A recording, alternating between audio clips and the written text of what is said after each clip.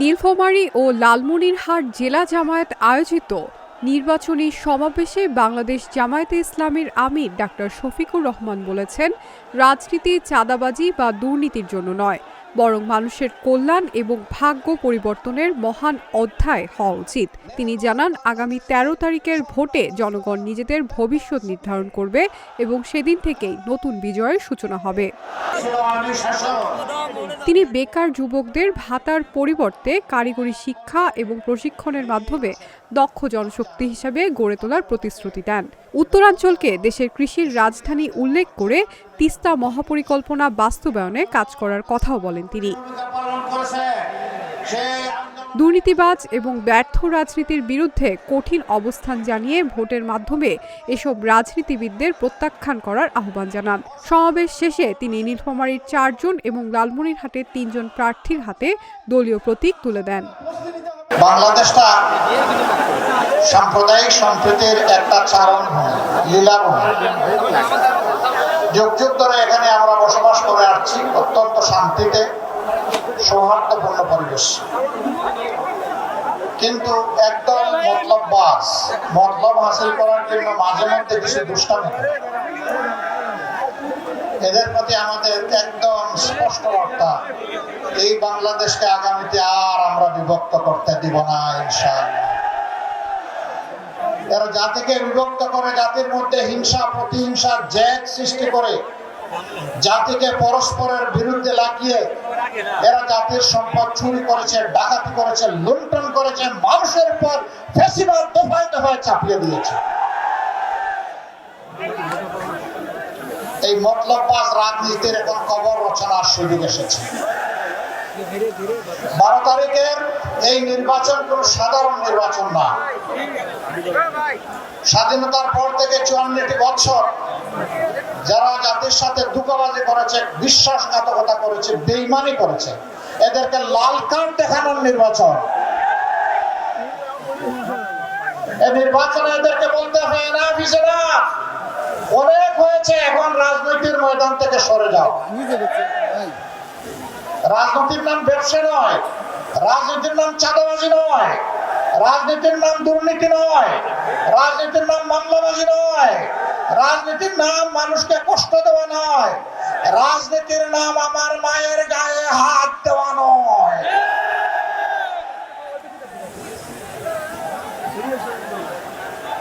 এই অপরাজনীতির অবসান আমরা ঘটাবো ইনশাআল্লাহ। আগামী 13 তারিখ মহান আল্লাহ রাব্বুল আলামিনের দরবারে আরজ করি, বাংলাদেশের পূর্ব আকাশে যেন একটা নতুন সূর্যের উদয় তিনি ঘটান। 12 তারিখ নির্ধারণ করে দিবে ইনশাআল্লাহ 13 তারিখের সূর্যের, নতুন সূর্যের ভাগ্য। আমরা যৌবন এবং তারুণ্য দীপ্ত একটা বাংলাদেশ গড়তে চাই। তরুণরা প্রস্তুত? প্রস্তুত? প্রস্তুত? ইনশাআল্লাহ তোমাদের হাতে আমরা বাংলাদেশ তুলে দেব। সেই বাংলাদেশকে তোমরা তোমাদের মেধা, যোগ্যতা, ভালোবাসা, শ্রদ্ধা দিয়ে তোমরা গড়ে তুলবা ইনশাআল্লাহ। তোমাদের বুকে থাকবে সীমাহীন দেশপ্রেম। কারো কোনো চক্রাঙ্গানিকে তোমরা পাত্তা দিবা না। তোমরা বলবা আমি বাংলাদেশ, এটি আমার বাংলাদেশ। আমরা সেই বাংলাদেশ গড়ে তোমাদের হাতে তুলে দিতে চাই। আমরা বেকার ভাতা তোমাদের হাতে দিয়ে তোমাদেরকে অপমান করতে চাই না। তোমাদেরকে শিক্ষা প্রশিক্ষণ দিয়ে তোমাদের হাতকে মজবুত করে এক একজনকে দেশ করার ইঞ্জিনিয়ার, কারিগর, আর্কিটেক্ট বানিয়ে তোমাদের হাতে বাংলাদেশ তুলে দেব। বলবো যাও এখন বাংলাদেশ গড়ো। বাংলাদেশ নামক উড়োজাহাজের ককপিটে পাইলটের ড্রাইভিং সিটে তোমাদেরকে বসিয়ে দেব। তোমরা সেই উড়োজাহাজ নিয়ে সামনের দিকে উঠতে থাকবা ইনশাআল্লাহ। আমরা সেদিন প্যাসেঞ্জার সিটে বসে বসে তোমাদের জন্য দোয়া করব। এই বাংলাদেশ যুবকরা চাও? আলহামদুলিল্লাহ। তিস্তা তো এই অঞ্চলের মানুষের নিয়ামত এবং অহংকার হওয়ার কথা ছিল। এখন তিস্তার নাম এক সাগর দুঃখ। আমরা কথা দিচ্ছি এই তিস্তাকে ইনশাআল্লাহ বিইজনিল্লাহ আমরা তিস্তাকে জীবন দিব ইনশাআল্লাহ।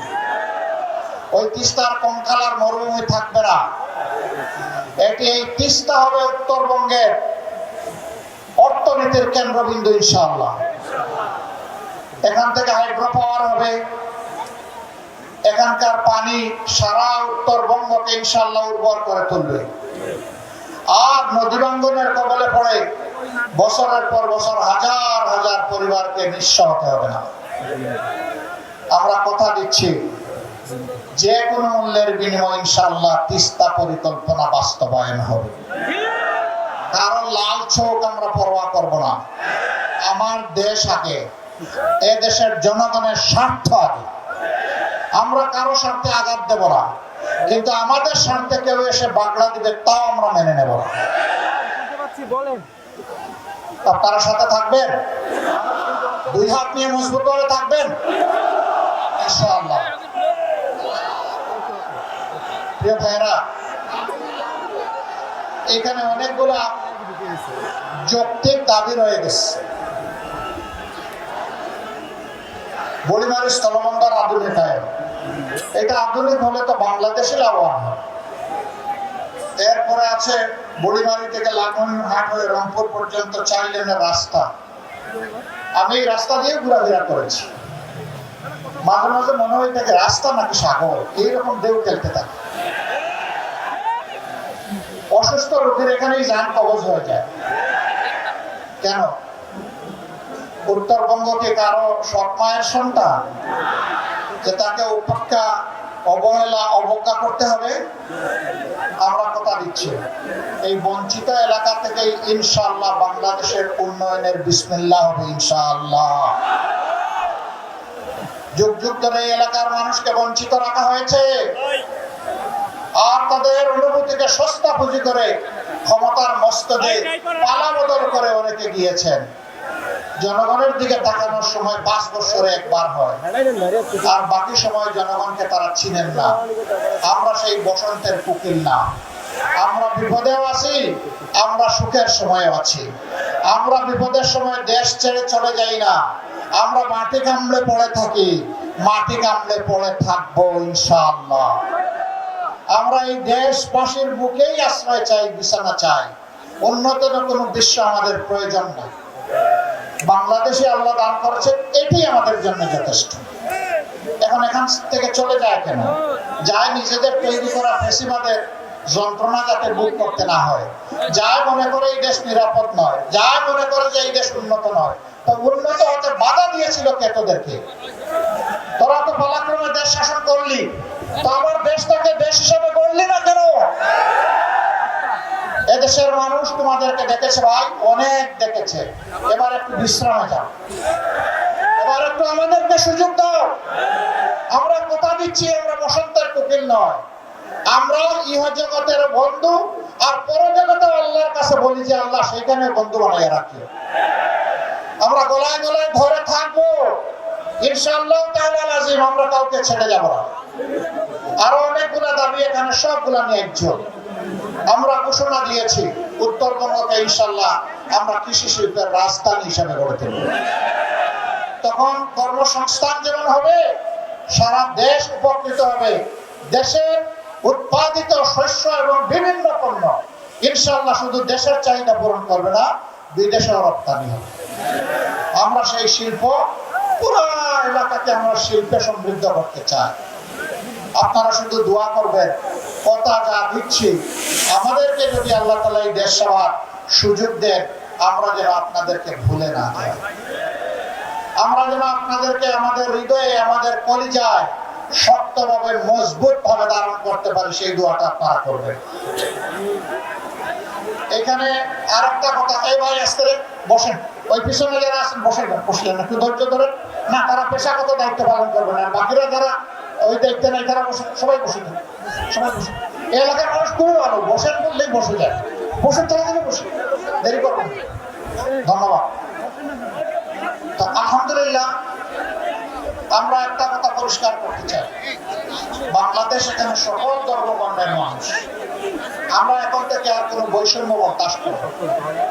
একটা মানুষের যোগ্যতা আছে আর তার দেশপ্রেম আছে, না তার হাতে উপযুক্ত কাজ চলে যাবে। এই কাজ দেখবে না তিনি কোন করবেন, তিনি যে কোনো ধর্মের হতে পারেন, তিনি যোগ্য লোক, যোগ্য ব্যক্তির হাতে যোগ্য কাজ যাবে ইনশাআল্লাহ। আরেকটা কথা আমরা পরিষ্কার করি, আমরা এই দেশে আর মাইনরিটি মেজরিটি গুলো শুনতে চাই না। অন্যান্য ধর্মের যে সমস্ত ভাই বোনেরা আছেন, আমরা ইনশাআল্লাহ বুকের চাদর দিয়ে তাদেরকে আগলে রাখবো। সবাইকে নিয়ে আমরা বাংলাদেশের বাগান সাজাবো ইনশাআল্লাহ। সকল ধর্ম বর্ণের মানুষকে নিয়ে বাগান সাজাবো। আর কোনো বৈষম্য এখানে বরদাস্ত করা হবে না। ন্যায় বিচার কায়েম হবে ইনশাআল্লাহ। সেই ন্যায় বিচার কায়েম করতে গিয়ে বিচার বিভাগ দেখবে না কে সাধারণ মানুষ আর কে দেশের প্রেসিডেন্ট।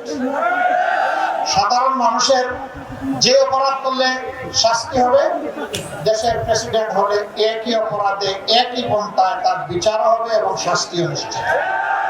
বিচার কারো মুখের দিকে তাকাইয়া আর হবে না।